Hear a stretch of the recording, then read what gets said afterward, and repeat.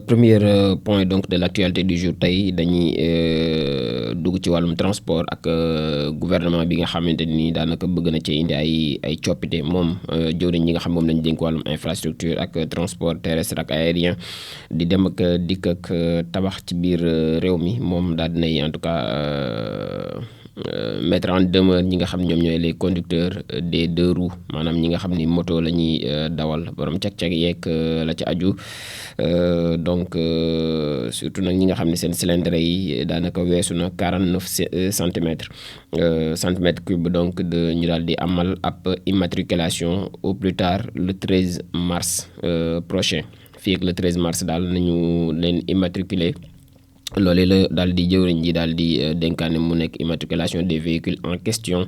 loolu dañ koy def de manière vraiment gratuite maanaam amul fay dara suñu sukkandikoo ci ab communiqué du même département ministériel mu tukkee ci ministère des infrastructures et des transports terrestres et aériens donc ñi nga xam ne ay deux roues lañu yor nañu teel a fàggu lu ni mel bu ñu sukkandikoo ci jëwriñ ji leen ne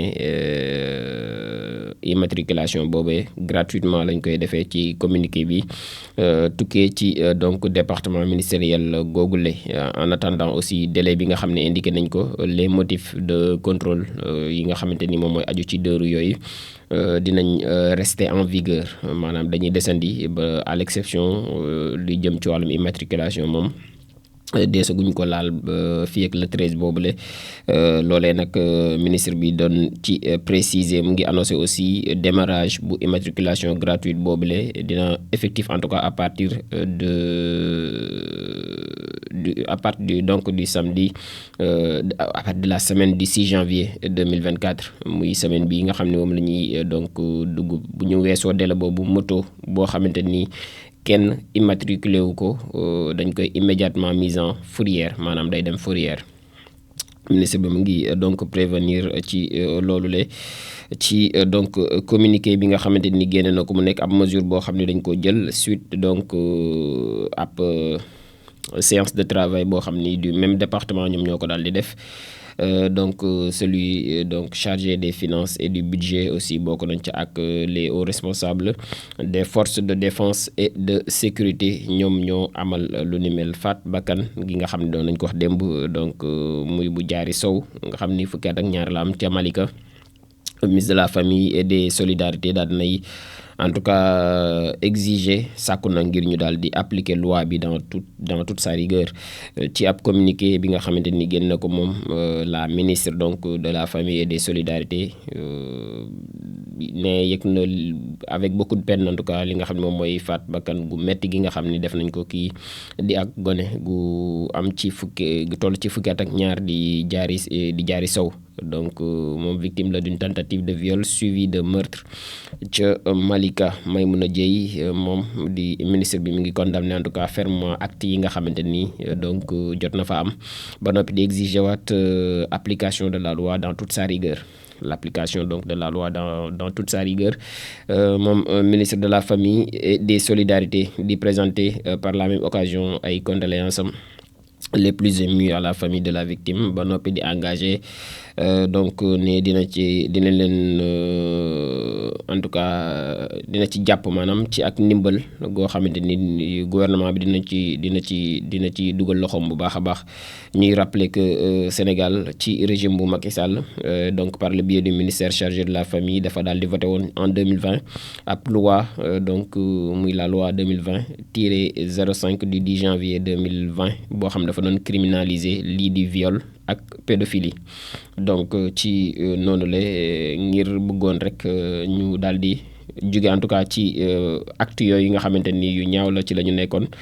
donc muy acte yi nga xam ni mooy jëm ci wàllum viol ak pédophilie dans la même aussi dynamique mu nekkoon benn ligne de signalement boo xam ni bu gratuite la allo 116 bi nga xamante ni mettre nañ ko aussi en place nga xam ni ku gis lu ni mel rek da ngay woote ci 116 loolu aussi également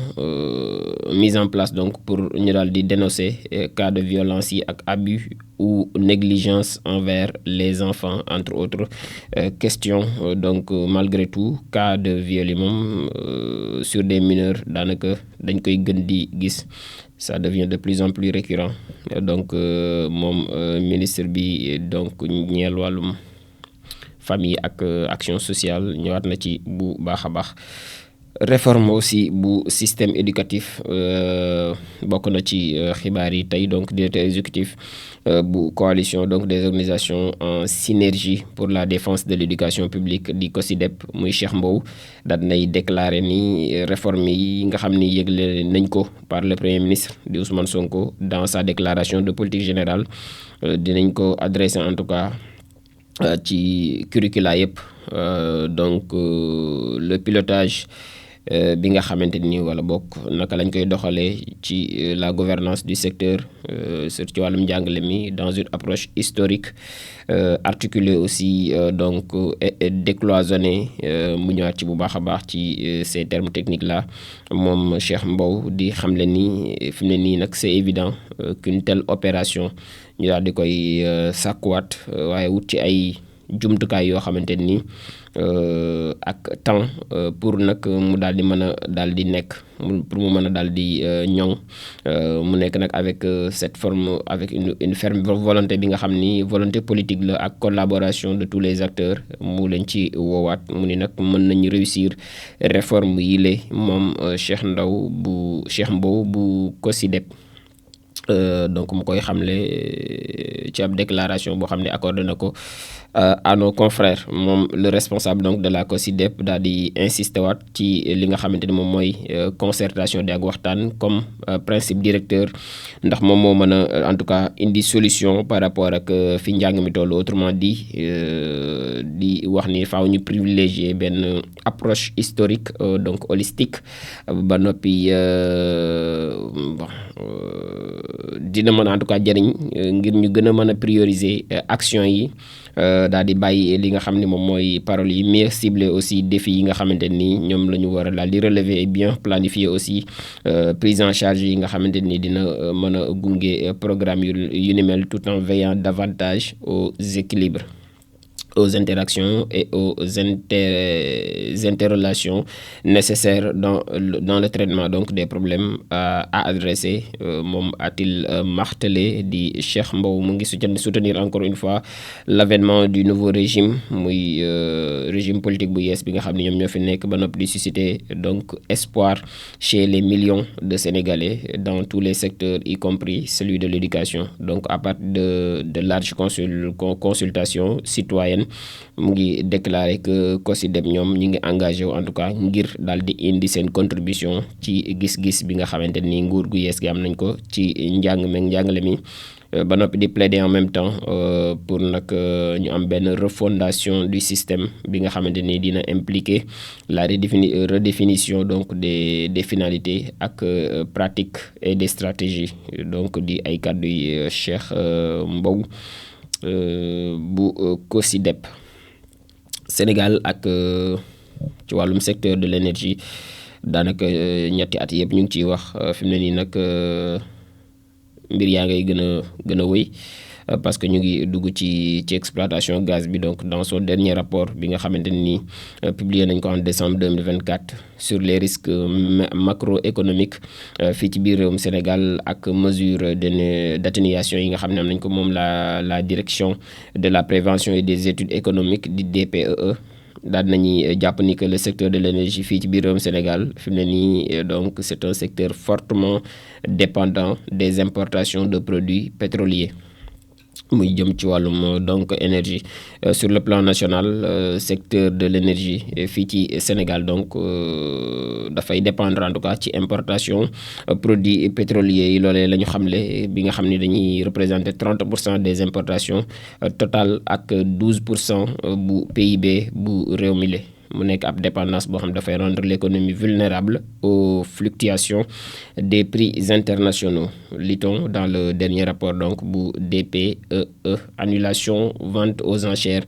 des biens donc 3M universel. Maïmouna Ndour Faye moom autorisé donc à revenir en référé.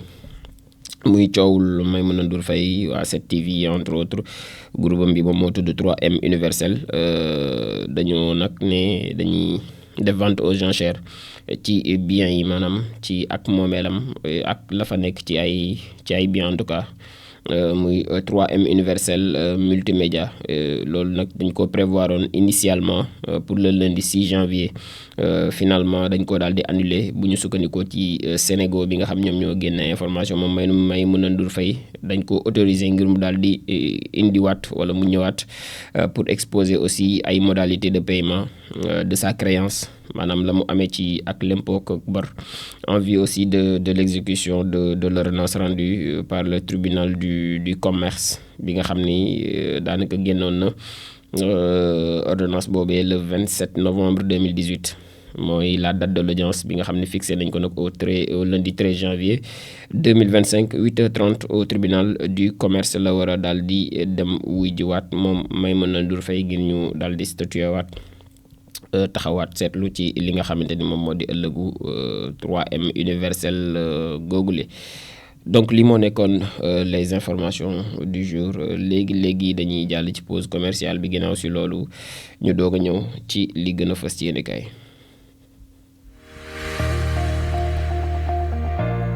lépp ca njalbeen ga la booloo gis-gis ci wàllum yokkute wala sax ci taxaw